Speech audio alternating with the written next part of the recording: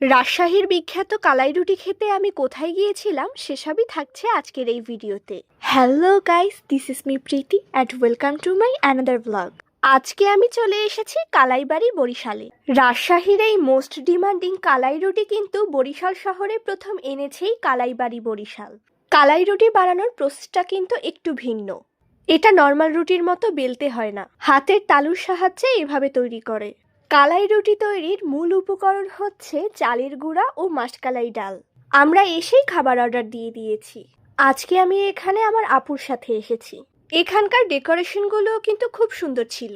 কালাইবাড়ি বরিশালের লোকেশনটা হচ্ছে সিএন্ডবি রোড, তেমাথা, Faraji workshop, university of global ভিলেজের ঠিক অপোজিটে।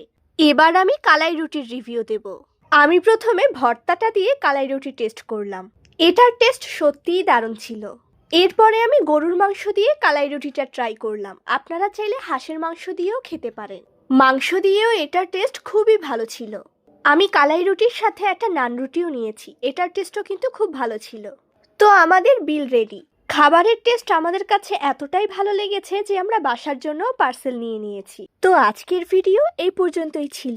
Bye guys.